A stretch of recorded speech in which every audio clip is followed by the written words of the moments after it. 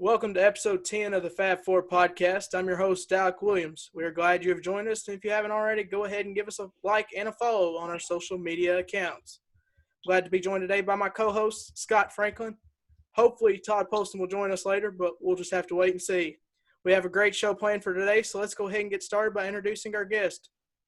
Frank, you want to introduce him for us? Sure. So it's my pleasure to introduce our guest today. He's a local sports guy, played basketball, and I don't know, Phil, did you play baseball at Taylor County also? Oh, yeah. Basketball, baseball at Taylor County. Went on to play some college ball, Kentucky Wesleyan, Campbellsville College, and then we'll let him talk some more about his coaching career that's going on. But this is Phil Cunningham, current assistant coach, Western Kentucky University. Phil, glad to see you here today, and I appreciate you being on here with us, man. Yep. Great to be here, guys. Phil, if you want to go ahead, I just want Phil to go ahead. A lot of the young folks, they don't know. I brought Jimmy Taylor on here, and I had people sending me messages. I didn't even know he went to Campbellsville. And they're people like 2 or 3 years younger than me. A lot of people may or may not know you. They may because of your dad at Campbellsville College, but some of the younger folks may not know you and what you've done as far as your basketball journey. Just share some information about where you started out at and where you're at now. Okay, Scott, when I got done playing for my dad there at Campbellsville, I stayed one year with him and was a volunteer assistant, just kind of hanging around, and just wanted to get into coaching and spent one season with him. And it was a great year because when you play for your dad, it's not like some people may think. It's tough when you're playing for your dad. So for me to be able to spend that X year helping him coach, it really cleaned up some things with he and I. And we had a great season. We talked him into D. Hutchins was the other assistant coach, and we talked him into going to the Loyola Marymount system, with Hank and Bo. And some of you guys may have seen that 30 for 30, but Paul Westhead was the coach, and they played a fast-breaking style. We did everything like Loyola Marymount did, and we averaged 105 points a game that year, led the NAIA in scoring, and went to Kansas City, the national tournament. It was a great year. Had a great team, a lot of talent, and just a fun year. And then, fortunately, the following year, I got a chance to go be a graduate assistant at Mississippi State. And at the time, it was the final year you could have grad assistant basketball coaches. You could actually be on the floor. And the way I got down there, it's like anything else. It's who you know. And Rick Stansberry had played for my dad and finished in the 80s and 81, I think. And he got into college coaching, and he had been in Austin Peay, very successful. Then he went to Mississippi State. And the graduate assistant left, and he knew I was looking for a job. And he got me down there and did an interview with Richard Williams, who was the head coach at the time. And I hit it off with Coach Williams great, and got the opportunity to go down there and be a grad assistant. And that's the best thing that ever happened to me was go down there for my career, because I got my master's done in about a year. They really helped me academically, squeeze in a lot of classes. Because, again, it was the final year at the time that the NCAA was allowing you to have a grad assistant. So you couldn't come back that next year and be a grad assistant. So I got my master's done. I spent a year in SEC. Just a tremendous experience. At the time, grad assistants could go, back then you could go do scouting, in-person scouting. You can't do that anymore. It changed that rule probably right after I left, but we could go do scouting. I'll never forget scouting when Kentucky and Scott, you'll remember this, when Rick Pitino had just gotten to Kentucky, and Alabama had those great teams with Robert Ory and Latrell Sprewell. I remember wanted to scout a game at Rupp Arena when Alabama played at Kentucky. It was just a tremendous experience for me. And then from there, again, I couldn't go back as a grad assistant, so I had to get a job. And the power of Rick Stansberry, just his ability to sell. He picked up the phone, and at the time there was no opening at Sue Bennett College. It was a junior college, and ironically, Coach Sam Carr, had been the previous head coach there, and he had retired, and they were moving from junior college to NAI, and Rick picked up the phone and said, "Man, you got to hire this guy," and they did. And so I spent 3 years there. I was 25 years old as a head coach. I coached a guy my final year, my middle year there. I coached a guy who, as a senior, who you played with, Scott, Anthony Turner, who I played against in high school. I played against Anthony in high school, and I coached him his senior year of college. So that was an interesting dynamic with Anthony. But I cut my teeth there at Sue Bennett as a head coach, 25 years old, just wild, out of control, idiot on the sidelines, just but it was a tremendous experience. But my year at Mississippi State in the SEC had driven me. I wanted to coach at Division I level. I wanted to get back to that level, and I knew that if I continued at the NAIA level as a head coach, I would settle into that position and never leave. It's kind of the way it goes, and get comfortable and stay. And so I knew I had to get out, and I really lucked up and got on the staff at James Madison University in Harrisonburg, Virginia, working under Lefty Driesell. And again, it's who you know. It's people help you along the way. And I had played on a sports reach team. You all know, you're all familiar with Robbie Spear and the sports reach organization. And at the time, it was called the Kentucky Crusaders. And I had played on that team after college with a young guy at the time by the name of Mark Fothergill from Somerset. And Mark had played for Coach Driesell, Lefty Driesell, when Lefty was the coach at Maryland. I think Mark played with Len Bias, probably right. Mark was probably a senior when Lenny was a freshman. But he had a great relationship with Coach Driesell. And just to make a long story short, I had that connection through Mark, and didn't know Coach Driesell from Adam. No, you couldn't get a job like that now. No, it just doesn't work that way. And but Mark, through his influence with Coach Driesell, he was kind of that guy who Coach Driesell leaned on to trust and got me a chance up there. And I spent 5 years, 2 years at James Madison and 3 years at Georgia State University in downtown Atlanta with Coach Driesell. And just the most amazing experience from a coaching standpoint I could ever have. I learned something every day. He was a program builder. He taught me so much about recruiting and about building a program and about coaching. He was a simple coach, but he was effective, knew what he was doing, and just and the great thing in the last few years, he just went in the Hall of Fame 2 years ago. So for me to spend 5 years under a Hall of Famer coach, just really did wonders for my career. But I knew I wanted to get back to Mississippi State. In the meantime, Coach Stansbury had become the head coach. He kind of recruited all those guys that went to the Final Four in '96. And Coach Williams retired, and Coach Stansbury got the job. And I knew I wanted to go back, and eventually he brought me back, and I spent 12 more years, so a total of 13 years at Mississippi State. But I spent 12 years with Coach Stansbury there at Mississippi State, and it was just a phenomenal experience. We had a great run. We went to the NCAA tournament 6 out of 12 times. We were in the postseason every year but one, I think. So the big thing was we went to the NCAA tournament 6 out of 12 years. And at the time, only Kentucky and Bruce Pearl was at Tennessee and Billy Donovan at Florida. We were right there in the mix with them. We were right there after Kentucky with those other two fighting for that next spot. And a good example that you can lean on it, Mississippi State, since Coach Stansbury left, we left in 2012. They've been to the NCAA tournament one time since we left. And we went 6 times in 12 years. And we were that proverbial bubble team, as Scott, you'll remember. Several times we thought we should have gone, but that was really I just can't explain to you how a tremendous experience that was from a recruiting standpoint, on-floor coaching, and just everything. We were in so many great games, NCAA tournament games, just a great run, and just fell in love with the place and had a tremendous memories of down there of everything that went on. But that ended. We left there, and I went to Western Kentucky as an assistant for 1 year under Ray Harper in 2012-13. And that was a really another good move for me because I'd been in one spot for 12 years. And sometimes when you coach, you need to see it done a different way. And that was Ray Harper has had a very successful career on a Division II level and now on the Division I level. And I was a really good year for me to spend with him. We went to the NCAA tournament that year, so that was another great experience getting to go back to the tournament at a school at a different level. And then I had the opportunity to go be the head coach at Troy University in Alabama.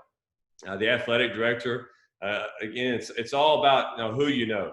The athletic director at the time, John Hartwell, he got the AD job at Troy, and he and I had been close friends from our days at Georgia State University. He was the assistant athletic director in charge of business management. He was the finance guy in the athletic department, and I was the associate head coach under Coach Driesell. And Coach Driesell was a hard guy to deal with. If you're the financial director where Coach Driesell's the head coach, and you're fighting every day because Coach Driesell just wanted to spend money. That's just the way he was. And I was the middle guy in that line of communication. So I got to be real close with John. And then ironically, when I went to Mississippi State, he went to Ole Miss.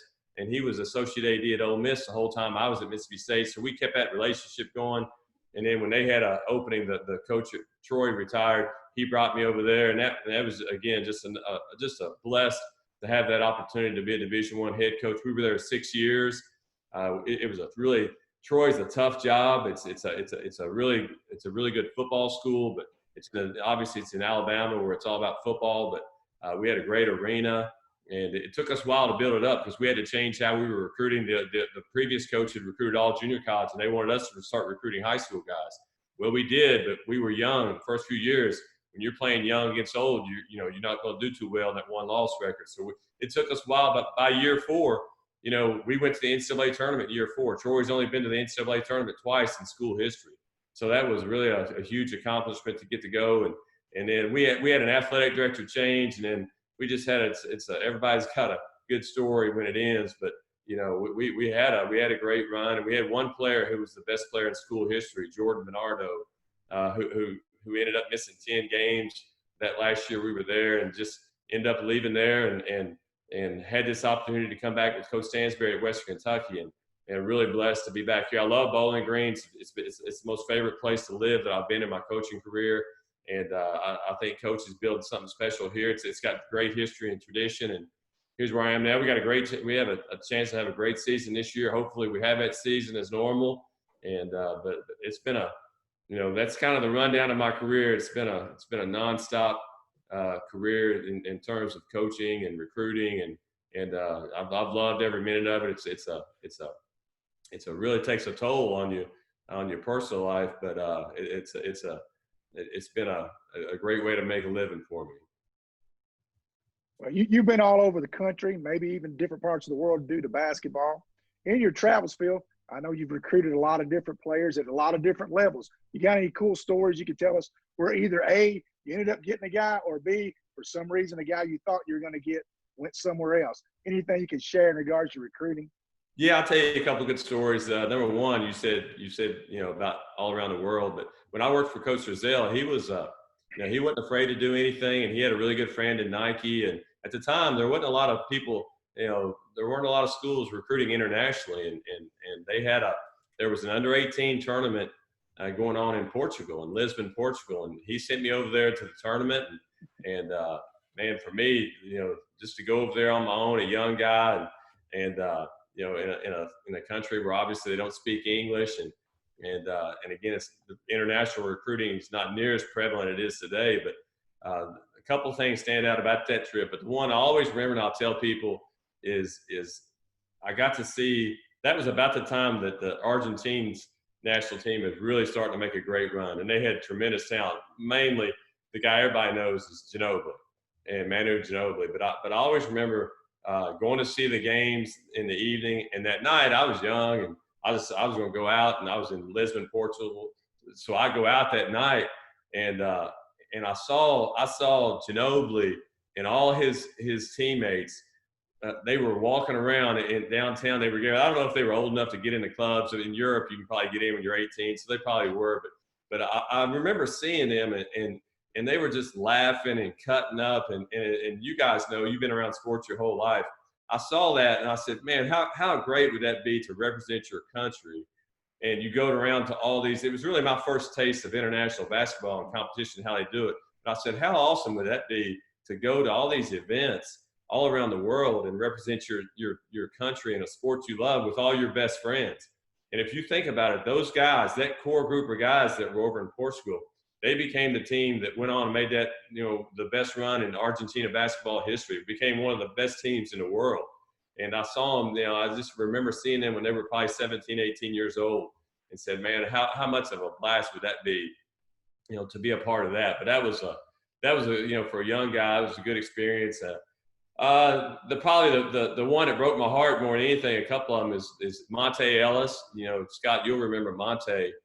Monte had a tremendous NBA career, but when we were at Mississippi State, we led the country in signing high school players who never went to college. It's a dubious honor to have, but we led the country. You used to think at the time, we'd say, you might think it's Duke or Kentucky wasn't really recruiting guys like that at the time when Tubby was there.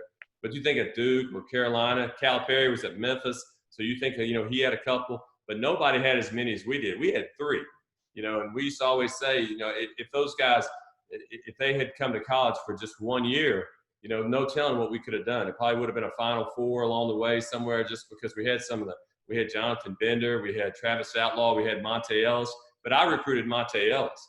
And a story I'll tell you, I always remember, we go into his house in the spring after the season, and the agents had been in there working all year long. The agents have basically no rules, so they're in there as much or more than we are. But he had a big cookout at his house that night, and we had signed him back in the fall, so he could only go to one college. He went to college, that was Mississippi State. But I had recruited him, so I was real close with him. So I came in there and I had all this information ready to tell him about. At the time, the draft was, if you weren't in the lottery pick, financially, it wasn't always the best move to go to the NBA. And I had some documentation that in USA Today had all the NBA salaries. They had every salary in the NBA, and then they had all the projected salaries of where you would get drafted and how much you would make the first 2 years, and then it had the NBA projection of the upcoming class, of which Monte was a member of.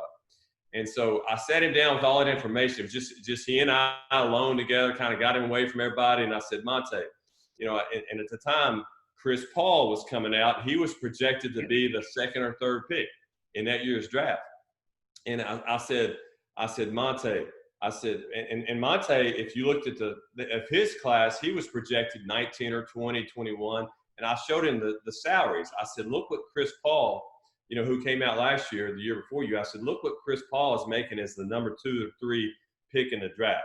And I said, look at his salary opposed to what you would make if you come out as 20 or 21 this year. And I said, man, if you come to Mississippi State for 1 year, just 1 year, you'll be the SEC Player of the Year. You'll probably be a John Wooden Finals for National Player of the Year. I said, no telling how good we'll be. I said, I know you can be as good as Chris Paul, and get drafted as high as Chris Paul did last year. And he looked at me and he said, Coach, I'm better than Chris Paul right now. He said, right now I'm better than Chris Paul. And I knew right then, I remember on the way home that night, Coach Sansbury, he's an eternal optimist, and he was thinking, hey, we can still get in, but I knew it was over. When he told me that, I knew it was over, and he had an unbridled confidence that I've never seen in anybody, and he played that way. But as expected, he proceeded to go on to the draft. And but I always remember him. He thought he was better than Chris Paul as a high school senior. He thought he was better than him right then. And that's just those guys at that level have a completely different level of confidence. But those are a couple of good stories. Scotty Hobson's a Kentucky guy who went to Tennessee on us. He committed to us as a sophomore in high school. I talked to his mom now every night for about 2 years. We would talk for 45 minutes to an hour every night. I did more listening than talking, as you can imagine. But every night for about 2 years, we talked. Man, we were so close. And then when he went to Tennessee, he at the last minute he changed it. He wouldn't sign in November like he was supposed to, and then he ends up signing in the spring with Tennessee. But that was a heartbreak when you spend 2 years talking to the mom every single night, and then to see him go put that orange on, that was tough. Scotty Hobson, he was from what, University Heights? Is that University right? University Heights, from Hopkinsville. Yep, went down and played for Phil Keller at University Heights. We had his AAU coach. We recruited a bunch of guys off his AAU team. Jarvis Finardo, the Delt twins, Barry Stewart. We were making a living. Right before Bruce Pearl came to Tennessee, we were going into West Tennessee, and I was recruiting West Tennessee hard. Jamont Gordon came out of Nashville. Our roster was full of those West Tennessee guys.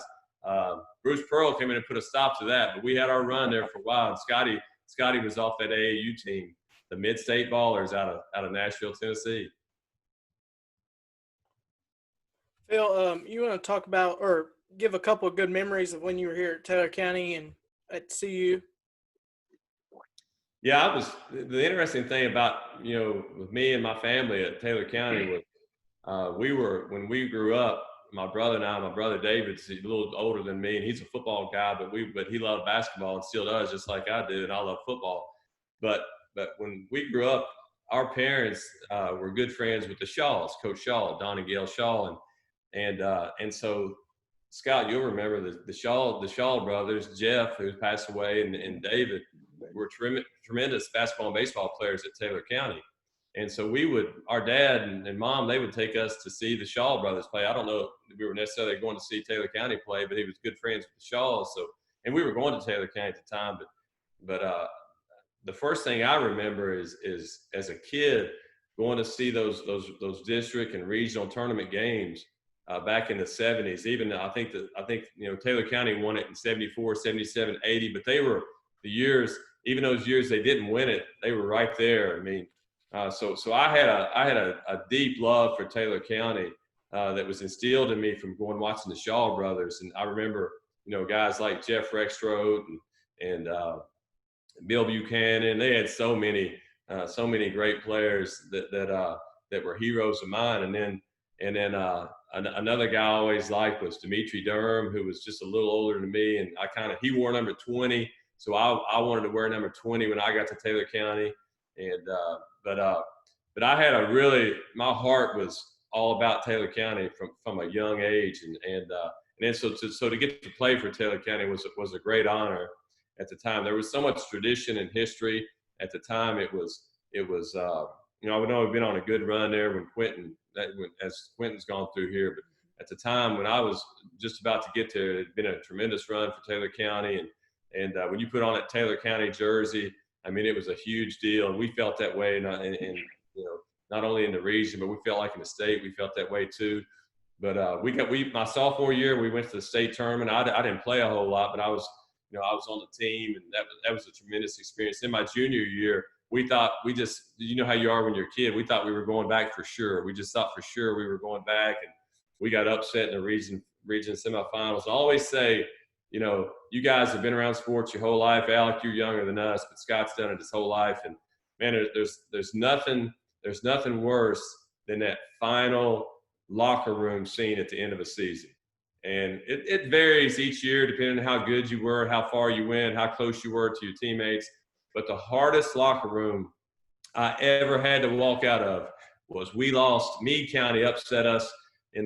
They wouldn't call it an upset. They were really good that year. They went on to win the region, but they beat us in the semifinals of the fifth region tournament over in Marion County. It was played at Marion County.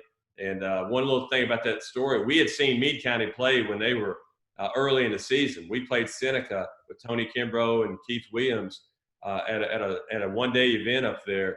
And after we played, we had beaten Meade County. Greg McQuarrie hit a shot at the buzzer, a full court, drove the length of the court, hit a buzzer beater to beat them in '83, the year we went to the region.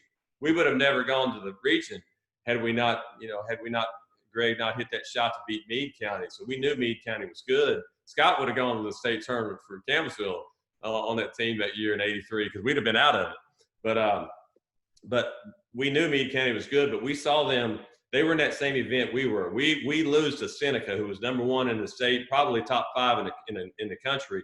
We lose to Seneca in a tight game. We lost in the last minute, just played our tails off and almost beat them. And then we watched Meade County. Right after us, and we had much respect for them from the season before. They almost put us out, but they got blown out. Like Louisville Dolls or DeSales, somebody beat them by about 30. And we watched that game, and that was the only. And Scott can tell you, like Meade County is so far away from Taylor County. We were in the same region, but we never saw Meade County play. Mm-hmm. That's the only time we saw them play, and we didn't think they were very good at all. And I'll never forget. And anybody knows Taylor County knows Brent Cox, and unfortunately he passed away, and he and Coach Waddle both. But we won our first round game. We beat Bardstown in the first round, and we get to Scott. Remember, is it Pizzaville, the place over in Lebanon on the way back on 68 there? All good stuff.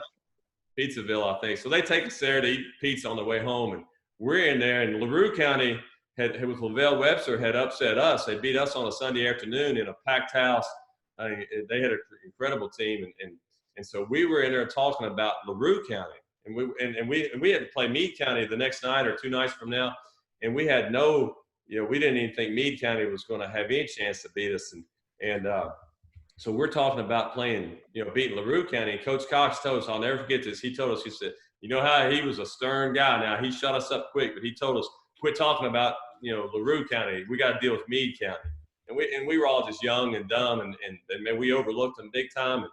And they beat us. But back to my original story, they beat us, and we had a bunch of seniors that I'd been around my entire school. You always, Taylor County, Roots and McQuarrie. You always heard about Roots and McQuarrie. And, those two guys were seniors, but we had a bunch of guys on that team, Joel Mobley and Brian Sprouse and David Tuning, Mark Gorn, Alan Dudgeon. And we had a bunch of seniors that are just, great friends, and spent so much time with them and so much energy. And that locker room, man, that was the hardest locker room I ever had to walk out of, because those guys, I saw guys crying and I never thought would cry. And man, that was a tough locker room right there. But it was a great run. The next year we came back with Doug Wingler. I got to play with Doug all those years. And Kevin Mings, man, those guys were tremendous athletes, and it just meant a great deal playing at Taylor County and playing for Coach Waller, Coach Cox, and Coach McQuarrie. Hey, Alic, I'm going to tell you something.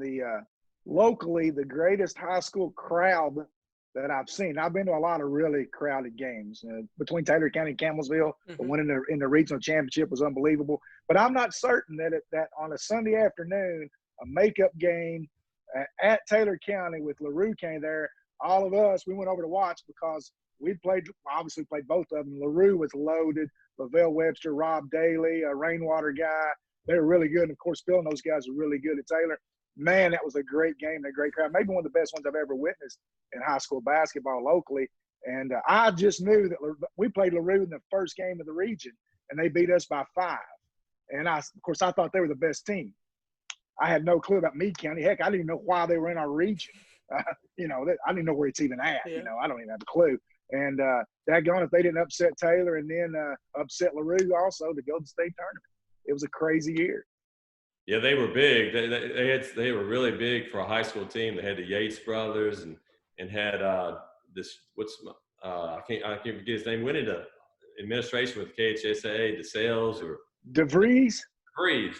Yeah, he was in our class, and he was a really good player. But they got us, man. They got us, and then I couldn't. LaRue County was the best team by far. Best team. They were loaded with talent, but they somehow beat them. And I mean, at the time, yeah, you're right. Those crowds back then were just, it was just, you had to be there. You probably had to be there 2 hours before the game started. I can remember in '83 just going out there to warm up, an hour before the game, and it was already standing room only. They'd turn people away. So it was a lot of fun. Phil, what about Western Kentucky University this year? I keep up with it pretty well. My son Tyler is going to graduate from there in December. I paid more attention since you've been there. What do you guys got coming back, and if we get to play, and hopefully we will? What do you think the future is this year for the Toppers? Well, we've got we've got 4 starters back, 3.5 starters. We've got, but the best thing about this year is it's coming off last year. We didn't have 2 guys in conference play that would really made a difference. We thought going into last year we had a chance to be a 28, 29 type win season. Thought we had that kind of roster. But two things really set us back. Number one, Kenny Cooper, who he was a 3-year starter for Lipscomb, and he took them to the Final Four. And then his coach Casey Alexander got the Belmont job. So and he had 4 senior starters with him. So he wanted to leave. He wanted to come to Western Kentucky out of high school, and he didn't get recruited, but he wanted to leave, and so he came. He met with Coach Stansberry, and he decided to transfer. And we thought we'd get a waiver for him to play immediately, but he didn't get that waiver. But all the recruiting and the planning was based on him getting that waiver, and he's a really tremendous point guard. Got a chance to be an NBA point guard, but he had to sit out. Now then we had even without Coop, we still thought we had a chance to have a special season. I think we would have been a 25-win type season. We won 20 without those guys. But the night we beat Arkansas in December, Charles Bassey took who was the preseason conference player of the year, had a season-ending knee injury. So he goes out on Saturday night. We beat Arkansas. They were undefeated at the time. We beat Arkansas in overtime in Diddle. He goes out in the last 3 minutes of regulation. On Monday, we find out he's out for the year. And on Monday, we get when you get denied the first time in the waiver process with Kenny Cooper, we get our appeal denied on Monday. So on that Monday, it was a tough Monday. Charles is out for the year. Coop's appeal got denied. But those guys, you know, I've never seen a team come together like they did. I mean, nobody thought we could do anything. We were one missed free throw away from winning the conference regular season, and still won 20 games, went 13-5 in the league. And we were one of the top 2 or 3 teams heading into the tournament that had a chance to win it and go to the NCAA tournament. So everybody in that group will say, oh, we were going to win it, but we had a chance to win it. And so we lost Jared Savage and Cam Justice and Matt Horton off that team. Jared Savage and Cam Justice were both starters who could really shoot the ball. But we bring Coop back from his sit-out year. We've added some guys. We're still trying to sign 1 or 2 more guys. But we've got a chance to have one of those Dayton-type years, you know, like Dayton had last year. If you think about it, nobody was talking about Dayton nationally this time last year. But they went on to be one of the best teams in the country. I really think we have one of those type of teams because, yeah, as you all know, college basketball, if you can be old right now, if your roster can be if you can have a talented roster that's full of veterans, you got a chance. So we think we got a chance to have a special year. We do need to add at least one more guy in this recruiting cycle just for depth. But we've got a chance, man. We can be one of those teams that nobody's talking about, but at the end of the season has won 27, 28 games and can go into the tournament and do some damage. Hey, Frank, I bet you might know this stat. Okay. Western has had 4 of the last 6 Kentucky Mr. Basketball winners play for them. Counting Davion McKnight, who just got it. I was going to say, I know Davion McKnight, Carson Williams, Tavion Hollingsworth. The kid from Lexington. I don't know the 4th one. Cameron Justice, the guy just graduated this past year. Transferred in. Okay. Yeah. I mean, if you look back, we all know, you know, Western Kentucky history, you know, because of Coach Haskins being from Taylor County, and you know, when you're good at Western Kentucky, you're getting those guys who are right there good enough to play at Kentucky and Louisville. And everybody that you've mentioned on that list, including Davion, who'll be a freshman who just won Mr. Basketball on Sunday, are that kind of, you know, those guys are talented. And just it's something about those Kentucky guys. We've had a great run with them since Coach Stansbury has been here. Western Kentucky's always had success with in-state guys, and we're certainly going to, you know, keep recruiting those in-state guys. I feel, in my opinion, West Kentucky's the second best program in the state of Kentucky. That's just what I think. I don't know if I'm very accurate on that one, Alic, but that's just, you know, just my personal feeling. Looking at Alex Wall in the background, he might have an Unless argument. we're putting them over Kentucky, then I'm fine with that. Alic, look behind me, man. We got a football game coming up maybe this year too, I hope. I'm looking forward to that one too. We don't want to play Western. They beat us. We don't want to do with them. You better not play them again. Yeah. We do play them. You better be careful. Yeah. Frank, you got anything else? Phil, let me ask you one more question before we let you go. You still have aspirations of becoming a head coach again? I know you're comfortable there at Western, obviously with Coach Stansbury, longtime friend and mentor. I mean, is that something you're wanting to get back into, or are you satisfied just being an assistant locally in your home state?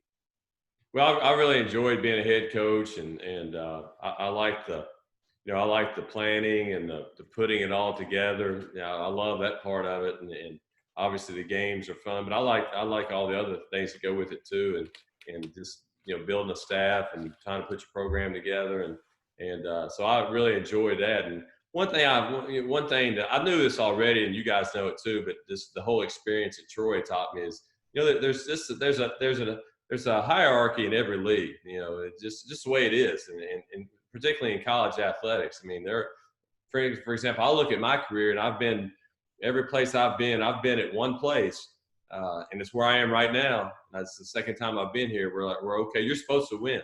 I mean, when you're at Western Kentucky, you're supposed to win. I mean, the term I use is it's built to win here, and it's not like that everywhere. And so, you know, there are tough jobs out there. So the question is, you know, do I want to try to go get another job, you know, where it's tough to win? You know, and those are hard jobs to get. It's not like you can say, okay, I'm gonna go get one of those jobs. Those are extremely difficult to get those jobs. You got to know somebody. It's just so many things have to fall into place to get those jobs. But I definitely at some point, wanted the opportunity to be a head coach again. If I don't get that opportunity, then I said this. I remember telling my mom when I was the first time around at Western Kentucky with Ray Harper, I said, this is a place I could stay here as assistant the rest of my career. I said, the fans love it. I love living in Bowling Green. It's close to home. There's just so many positives. And again, back to the statement I made earlier, you're supposed to win. And you want to be at places like that. It's there's more expectation, there's more pressure that comes with places like that. But also, you got a lot better chance to win when you're at a place like that. And ultimately, when you're in sports, winning is the funnest part of it. And winning and having a chance, opportunity to, you're a better opportunity to advance in postseason. And so, just being back here, the big thing about me coming back here was in my situation was just going back with Coach Stansberry. It's not only Coach Stansberry, but Coach Grant, who was with me for 6 years at Troy as the associate head coach down there. He came back. Coach Stansberry recruited him at Mississippi State. Marcus was a freshman when I was a grad assistant, so he and I have been close. We spent every day around each other for the last 14 out of the last 15 years probably. So he's back here now. Talvis Franklin was with us. He was a manager for us at Mississippi State, and he's been with Coach Stansberry almost every year since. So he's here. It's like a big family. Our staff is we all know what the other guy's going to do. There's really a lot of value in that with the coaching staff. And for me, if I was going to go back and be an assistant again, the environment here and just the makeup of the staff was so important for me. And plus being back close to home and just the potential that I knew. It's not like he hadn't done it. I mean, Coach Stansberry took Western Kentucky to the NIT Final Four 2 years ago. They're playing in Madison Square Garden. They've been in the last 2 years. There wasn't a tournament this year, but the two previous conference tournaments, they lost in the last seconds of each game to go to the NCAA tournament. So there's so much potential here in terms of how good the program can be and how much fun it can be. I mean, I spent 13 years at State, and the excitement for basketball around here. We had some tremendous years at State, and they got fired up about basketball, but the excitement, that the everyday excitement, what I call it, at Western Kentucky, is really dwarfs that at Mississippi State. So it's a fun place to be. I say this all the time. I think Western Kentucky can be like Gonzaga. I think it's built to be the same way. In fact, if you look at history, Western Kentucky was Gonzaga before Gonzaga was Gonzaga. Yeah. And if you're a basketball historian, you'll know exactly what I'm talking about. But this is a great place to be. Well, Alic, before Alic lets us go here, Phil, I want to thank you for coming on in. Appreciate you coming on with us. It's always great to keep track of guys that went through our local area who are doing well in their field. And, of course, what we're interested in is sports. And it's great. We've talked to Quentin Good. We've talked to Jimmy Taylor. Now we've talked to you. And it's so great to hear the stories and to see that you guys came from a little old place like this and it went all over the world mainly because of sports and all the people you've met and all the inroads you've made for your career. And we wish you nothing but the best to do whatever makes you happy. Hey, well, thank you. One thing I'll say on top of that is, as you know, man, you guys both know, Campbellsville is a great place to grow up. Great place. I can remember, seeing you and your dad down at Miller Park. I just look back playing a little baseball, but I look back on all the men who were coaching in those leagues down there and all the players and just sports in this community has always been such an integral part of everything about this community. And I'm a product of the sports in Campbellsville, Taylor County. There's no doubt about that. I mean, I cut my teeth, playing sports, playing everything here in this county and loved every minute of it. Frank, you forgot about somebody that mentioned Coach a couple episodes ago. Oh, Ryan Lemon. Ryan Lemon. Yeah. Yeah, he said, Phil was there his freshman year. He remembered. Chet Lemon. Yep, Chet Lemon. He was cool. Good dude. I used to go do some he used to let me come in the batting cage with him a little bit when he was playing baseball there. How everybody always wants to cross over to the other sport. Yeah. But he's a good dude. He's had a good run up there at KSR. Y'all, Alic, you need to take over. You need to take on KSR, man. I don't know about it. Potential to be the next Matt Jones. Phil, last thing I have before we leave is with all the Corona stuff going on, how does that is the team back in Western yet, or when are they coming back? And when they come back, how's everything going to work? Yeah, like our guys come back next week. Haven't been back yet. Come back next week, and it's we're going to test all the guys, and nobody. When I say nobody, no coaching staff can work with their players in men's basketball until July 20th. So they can get back. And, like, for example, a lot of schools are back now. A lot of teams are back now, but they're only working with their strength coach and getting in the gym on their own. We've elected to wait on that. And on July 20th, we'll be able to start working with them. We're kind of waiting to see. We need football, man. Right now, we need football to push through. We need football to keep grinding. And, I think there've only been 2 schools, if I'm right on this, University of Houston and Kansas State, who shut things down when some guys tested positive. So don't get me started on the whole coronavirus thing. You're gonna see where I stand on that. But we need football to roll through right now. But hopefully it'll be back. It's all. I'm gonna be optimistic about it, and because like one thing about us at Western Kentucky, we need the stands full because we have such an advantage. Yeah, absolutely. Our place is packed, and that's a huge advantage. And just like a UK or U of L would be the same. I mean, it's I hate to think about playing without that home court advantage because that's what makes it special. But I really believe by the time basketball season rolls around, we'll be back to normal. So again, that may be optimistic. Alic, I'm gonna tell you one other story, man. About go ahead. Your father's involved in this, and one of the most heartbreaking moments ever. My junior year of high school. We had a baseball team. We thought we were as good as anybody in the state.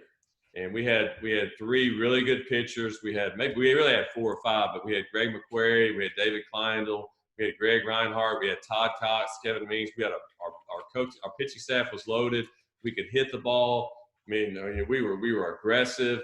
We were like a first pitch swing type team. But we thought we thought we could do some damage. Even we thought we could win a state title. We just how you're confident, but we lost in the regional semifinals on Elizabeth at Elizabethtown High School over there on the field. And your dad Jeff was in center field, and we had a guy hit a walk-off 2-run homer that went right between he and I, and man, it was one of the toughest moments ever to see that ball go over that fence. And the bottom it was late, obviously, probably 7th inning, bottom of the 7th, top of the 7th. But they beat us. Had to be the bottom of the 7th, but North Hardin beat us on a home run out there. And every time I see your dad, we talk about that moment. But your dad, I'll tell you, if your dad's ever told you that was a terrific team, man, he's telling you the truth. Scott knows. Scott took some L's to that team. We lost to them in the first game of the district tournament, Alic. I'd say it was 7-4. Greg McQuarrie was throwing probably 87, 88 with a wicked curveball. And our only pitcher, one pitcher, was Anthony Atkinson. He had a major fastball. He probably threw 88 to 90, I would guess. Yes. But after about 4 innings, he'd get a little tired, and he didn't have an off speed. For the record, Alic, I went 3 for 4 that game and hit a home run off Greg McQuarrie. That's pretty good. Y'all did. Y'all must be right. Yeah. That was before they didn't seed back then. They didn't seed. No. And we had to play Taylor, and they're loaded. He's right. They had 3 or 4 really good pitchers. Yeah. Excellent team. By the way, played against Greg McQuarrie my whole life. Struck out most of the time. I got 3 hits against him since Little League, all in that game. That guy was good. Wow. Really good pitcher. Really good. Well, Frank, you got anything else before we head out? No. I think we're going to let Phil go, man. He's probably got to go recruit somebody, man. Yeah. Well, we'd like to thank Phil for coming on the show today, and we'd also like to thank everyone for watching and listening to the podcast. We will return Tuesday with episode 11, and we will have another great guest. Hey, Frank, do you know who it is? I do not. You tell me. You don't? Well, it's former Taylor County basketball coach and current Aspire Academy post-grad coach Richard Gatewood will be on the show on Tuesday. Rich, all right. Yep. You won't want to miss it. But until then, this has been the Fab 4 Podcast.